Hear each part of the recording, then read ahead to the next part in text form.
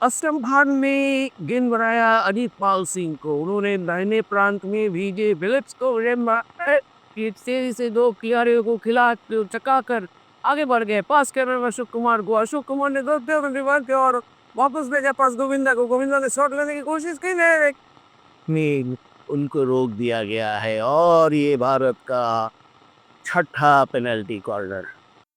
कभी सुना है आपने ये कमेंट्री?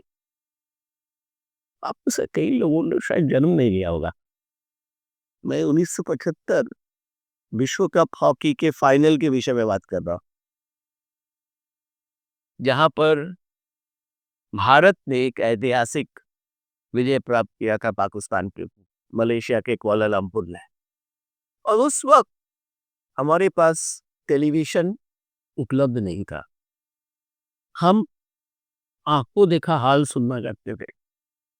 हिंदी में जसदेव सिंह जी और अंग्रेजी में मेलविन निबेलो। लगता था कि आंखों देखा हाल हम खुद अपनी आंखों से मैदान में मौजूद है, देख रहे हैं खिलाड़ियों को खेलते हुए। ये था रेडियो का प्रभाव।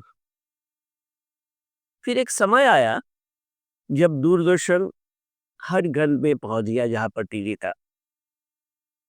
बुनियाद, हम लोग, रामायण, महाभारत, सब लोगों को रोक देते थे, जिंदगी रुक जाती थी और लोग टीवी के पर्दे के सामने इन सीरियल या एपिक्स को देखते थे और उसका आनंद उठाते थे। फिर तो जमाना और बदल गया। कई सारे टीवी चैनल्स हो गए। अभी तो ओटीटी हो गया, इंटरनेट हो गया, यूट्यूब हो गया, क्या नहीं है। परंतु रेडियो हम अभी भी सुनते हैं। कौन सा रेडियो? FM radio. क्यों सुनते हैं?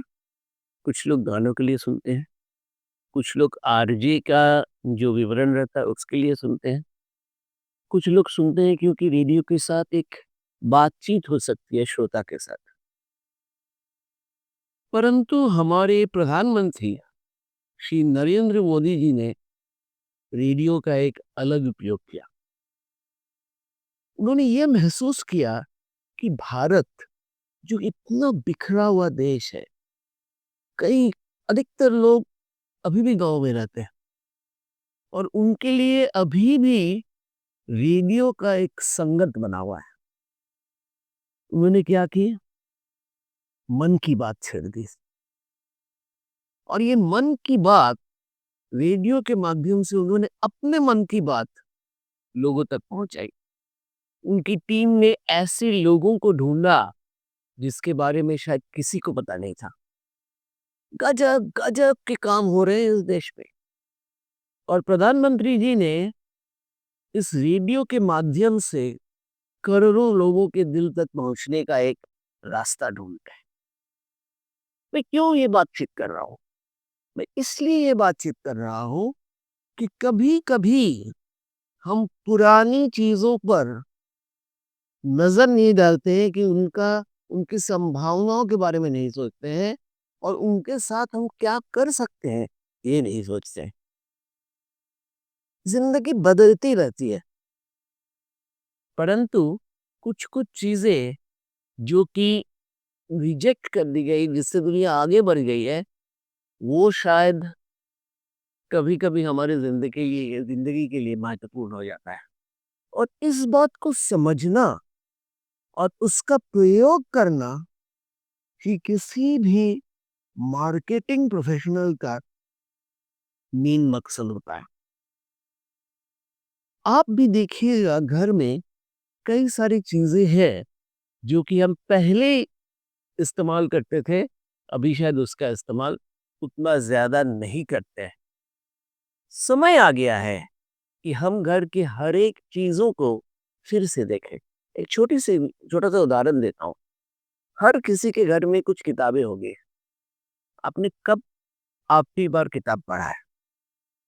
आप बोलोगे कि मैं तो यूट्यूब में सुन लेता हूँ, मैं देख लेता हूँ। देखिए, देखने और पढ़ने में एक फर्क यह है कि जब पढ़ते हैं आप, तब आपका दिमाग, आंख दोनों काम करता है। जबकि आप देखते हैं शायद आपका आँख ही काम करता है, दिमाग नहीं काम करता है। अभी भी अगर आप देखें, ज़िंदगी में हम जो गणित का प्रयोग करते हैं, वो हमने शायद स्कूल में सीखा है। Algebra, multiplication, division, subtraction, addition, कितना पुराना है? अभी भी प्रयोग देखिए। तो हमें जो इस एपिसोड के माध्यम से आपको बताना है कि देखिए, ज़िंदगी में कुछ भी आपके पास हो, उसका सही प्रयोग करना और उचित प्रयोग करना ये ज़िंदगी में और ज़्यादा वैल्यू देता है। और इस प्रयोग को समझना, इस प्रयोग को काम में लाना, ये जो मोटिवेशन किसी में है, जैसे हमारे प्रधानमंत्री जी ने दिखाया है, ये ही ज़िंदगी के लिए बहुत महत्वपूर्ण है। इस मन की बात की वार्तालाप के थ्रू हमारे माननीय प्रधानमंत्री जी पूरे लोगों के दिल को छू रहे हैं और उनके लिए लगता है कि कितने करीब है हमारे पास, और ये करीबी उनकी मोटिवेशन को प्रोत्साहन देता है, क्योंकि शायद उन्हें भी पता है कि मोटिवेशन ही जिंदगी है। आइए, डॉक्यूमेंट्रा के एपिसोड के विषय में हमारे पास ज़रूर आप दीजिएगा संदेश। हमें और नए-नए टॉपिक्स पे बातें करनी है। आपका प्रोत्साहन हमारे लिए बहुत ही ज़रूरी है, ताकि हम इस प्रयास को बरकरार रखें और आगे बढ़ते रहें।